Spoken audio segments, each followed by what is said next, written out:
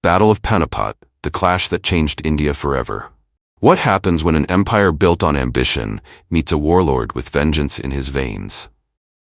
Why did the mighty Marathas, conquerors of half of India, fall so spectacularly in a single day? How did a Pashtun warrior from Afghanistan with camel-mounted cannons and a grudge outmaneuver one of the most powerful forces on the subcontinent? Stick around, because by the end of this video, you won't just know what happened, you'll feel like you were there. Now let's dive in. Once upon a time, in 1707, the mighty Mughal Emperor Aurangzeb finally kicked the imperial bucket after decades of exhausting warfare and religious rigidity. His son, Bahadur Shah I, inherited the throne and a laundry list of problems. Think of it as inheriting a mansion with termites, unpaid taxes, and a family feud that could fill a Netflix series. Bahadur Shah tried to fix things. He really did. But let's just say he was more paperweight than powerhouse. His reign was short, and after his death in 1712, the Mughal Empire entered a phase historians politely call succession crises, and less politely call Game of Thrones Delhi edition. By 1719, the Mughal throne had become a musical chair with daggers. That year alone saw 4 emperors come and go like interns at a failing startup. Eventually, Muhammad Shah snagged the crown and ended the crisis. But instead of ruling, he preferred music, poetry, and avoiding paperwork like it was contagious. Under his reign, the empire became a buffet for ambitious governors. Asaf Jaffat, the Nizam of Hyderabad, defeated 2 Mughal armies by 1724 and declared his realm independent-ish. Punjab, Awadh, and Bengal followed suit like rebellious teenagers slamming the door on imperial authority. While the Mughals were busy unraveling, the Marathas were busy expanding. Led by the brilliant Baji Rao I, they didn't just nibble at Mughal territory. They devoured it. In the 1720s, they invaded Gujarat, though their grip was slippery. They clashed with Hyderabad over tribute rights in the Carnatic, and in 1728 at Palkhed, Baji Rao handed Nizam-ul-Mulk a defeat so thorough it came with a receipt. This wasn't just a win, it was a statement. The Marathas had better mobility, smarter tactics, and a hunger for empire. After Palkhed, Malwa fell like a domino. In 1737, Baji Rao marched on Delhi, held the emperor for ransom, and left with a bag of gold and bragging rights. Muhammad Shah, now thoroughly humiliated, called Nizam-ul-Mulk for help. But at Bhopal, the Marathas won again. The Mughals paid tribute and acknowledged Maratha control over Malwa. And just when you thought things couldn't get worse, Nader Shah entered the chat. The Persian ruler, dubbed the Iranian Napoleon, saw India's wealth and weakness and couldn't resist. Using the excuse that Afghan Hotak rebels were hiding in India, he launched a lightning campaign in 1739, capturing the Indus Valley and marching on Delhi. At Karnal, Nader Shah crushed a Mughal army twice his size and captured the emperor. He looted Delhi so thoroughly that even the peacocks looked nervous. Among his entourage was a young Pashtun noble named Ahmad Shah Abdali, who was taking notes and names. While Delhi burned, the Marathas kept expanding. Raghojee Bansal conquered the Carnatic, Nagpur, and Orissa, including the wealthy city of Cuttack. He was the kind of guy who saw a crisis and thought, opportunity. Meanwhile, the new Peshwa Balaji Bajirao was no slouch either. He crushed a rebellion in Gujarat, tried and failed to invade Hyderabad, but succeeded in pushing Maratha influence deep into Rajasthan and closer to Delhi. Then came 1748. Nader Shah was assassinated, and Ahmad Shah Abdali, now calling himself Durrani, seized the moment. He took Afghanistan, then turned his gaze to India. He invaded in 1748, plundered Lahore, and returned for more. Over the next decade, he invaded 3 times, conquering the Indus Valley, Sindh, and Punjab. He ravaged Delhi, looted cities, and allegedly took Mughal princesses as slaves. While the Mughals were being looted and the Marathas were expanding, the British were quietly building their empire from the coast. In 1757, they won the Battle of Plassey, defeating Siraj-ud-Dawla, the Nawab of Bengal, and securing a foothold that would eventually become a stranglehold. Now pause for a sec.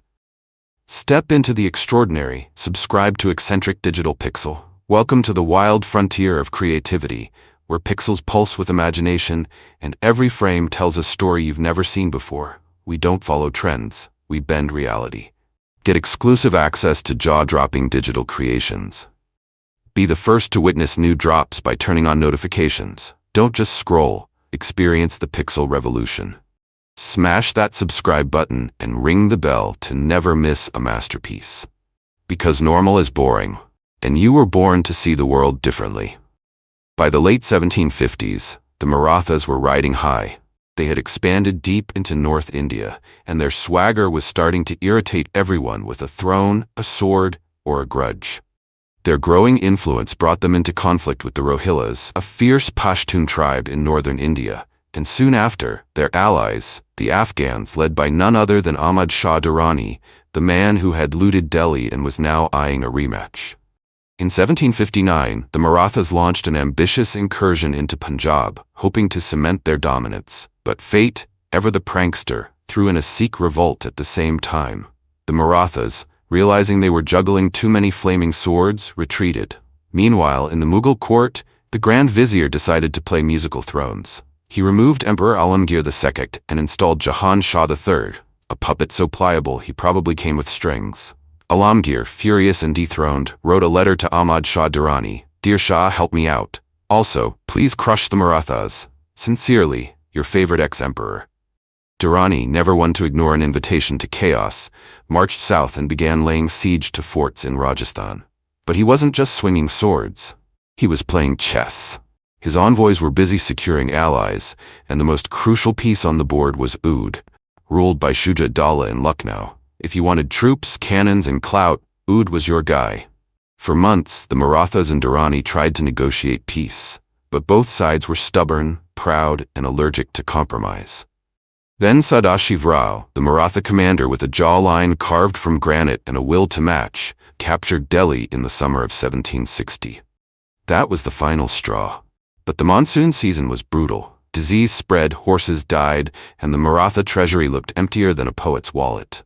With his men starving, Sadashiv Rao turned his eyes to Kunjpura, a well-stocked fort north of Delhi. He captured it easily and executed the Afghan commanders, a move that enraged Durrani. Durrani, cut off from his homeland by Sikh control of Punjab, was also starving. Foraging had stripped the land bare. Furious at the massacre at Kunjpura, he sent scouts to find a way across the overflowing Jamuna River. On October 27th, Afghan forces crossed the river. By October 31st, Durrani arrived at Sambalka. The two commanders were now face to face. Ahmad Shah, ever the tactician, ordered his men to dig trenches and fortify. The Marathas, expecting a weakened enemy, were stunned to find a fortress of discipline and artillery. For 2 months, the armies skirmished and exchanged cannon fire, but neither side made a decisive move. Durrani, recognizing the danger of Maratha cavalry, placed 5,000 heavy Afghan horsemen near their camp each night and sent patrols to choke their supply lines. In December, a Rohilla commander captured the grain stores of Kunjpura, tightening the noose. The Marathas tried to provoke desertions by raiding Rohilla lands, but their raiders were defeated, and the outpost near Delhi was lost along with precious supplies. Sadashiv Rao, now cornered and desperate, offered generous peace terms. Ahmad Shah declined. The Maratha officers, starving and surrounded, begged for open battle. Rao agreed. On January 14, 1761, the battlefield was set. Total, Slaws 60,000, including allies. Durrani's core army, 42,000. 28,000 heavy cavalry, 10,000 infantry, 40 cannons, 200 camel-mounted swivel guns. Oud, Shuja Ud Dalla, 3,000 men, 20 guns. Rohilla, Najib Ud Dalla, 15,000 men, 5,000 elite cavalry. Durrani placed his elite cavalry in the center and flanks, sandwiching his Indian allies to prevent them from fleeing. His center, led by Shah Wali Khan, stretched between Resalu and Uja, armed with camel artillery and infantry.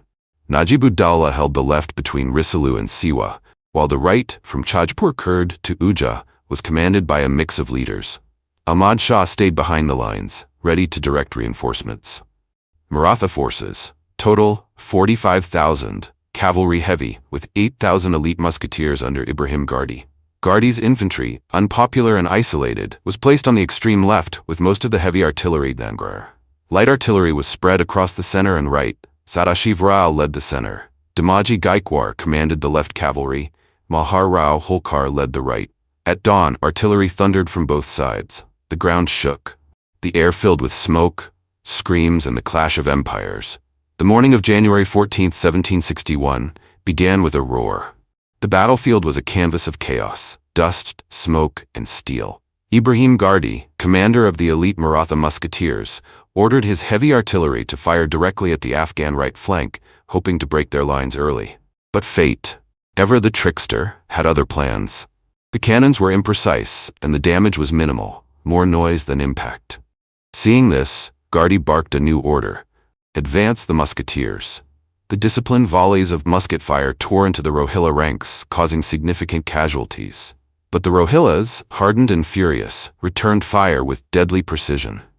Gardi's men were cut down and the survivors retreated behind their artillery, licking their wounds. Meanwhile, Gaikwar, commanding the Maratha left cavalry, charged the Afghan right. It was bold. It was brave. It was a disaster. The Afghan cavalry repelled the attack, and only Gardi's muskets saved Gaikwar's forces from being completely routed. As the flanks clashed, the centers of both armies erupted in a storm of artillery barrages.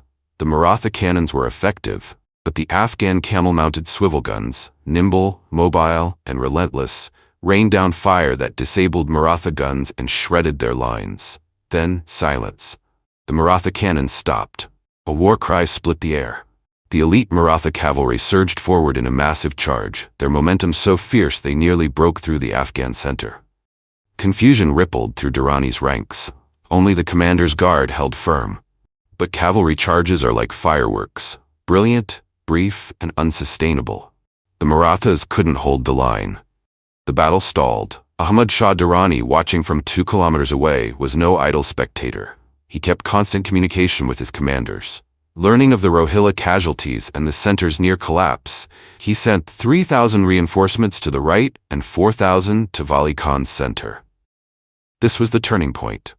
Sadashiv Rao, the Maratha commander, had no reserves and no communication with his flanks. He was flying blind. Meanwhile, Najib-ud-Dawla, the Rohilla commander, pulled a tactical masterstroke. He ordered his cavalry to dismount and his artillery to fire cover barrages, not to kill, but to shield advancing infantry. Every 400 meters his men built sand and soil walls, inching closer. By 1 p.m., they were 1 kilometer from the Maratha right, sowing fear and isolating the flank. With reinforcements in place, Ahmad Shah ordered a full-scale offensive. Shah Wali Khan pressed the Maratha center. Durrani sent 2,000 elite heavy cavalry to encircle and crush the center. Camel artillery continued its deadly rhythm. Despite the onslaught, Sadashiv Rao led 3 countercharges, each one heroic but futile. Afghan bodies fell, but the tide was turning. On the left, the Afghan right flank obliterated the Gardi infantry, capturing Gardi himself. The Maratha cavalry panicked and retreated. On the right, Afghan musket fire split the Maratha line, making their advance impossible. Surrounded, battered, and under constant fire, the Maratha center disintegrated. Sadashiv Rao, wounded 3 times, fought like a lion until he was finally killed. That was the death knell. The Maratha army collapsed. The Afghans chased the fleeing troops, slaughtering many. The retreat turned into a massacre. Maratha casualties, 30,000. Non-combatants enslaved, 20,000. Loot, 700 elephants, thousands of horses and camels. Afghan losses, 10,000 to 20,000, mostly Rohillas and Oud troops. Though Durrani won, he couldn't capitalize. He retreated to Afghanistan, exhausted and overextended. His allies, the Rohillas and Afghans, struggled with the Sikhs in Punjab and failed to hold their gains. The Marathas, under Madhav Rao, staged a remarkable revival, reclaiming influence in the north. But internal infighting and decentralization eroded their strength. By 1818, the British swept in, ending the Maratha Empire and ushering in a new age of colonial rule. Next up, the Battle of Lepanto, where cannons met galleys and the Mediterranean held its breath. Don't forget to follow, subscribe, and click the notification bell so you never miss another epic tale from the vaults of history. We've got more drama, more battles, and more intrigue than a royal scandal in a Shakespeare play.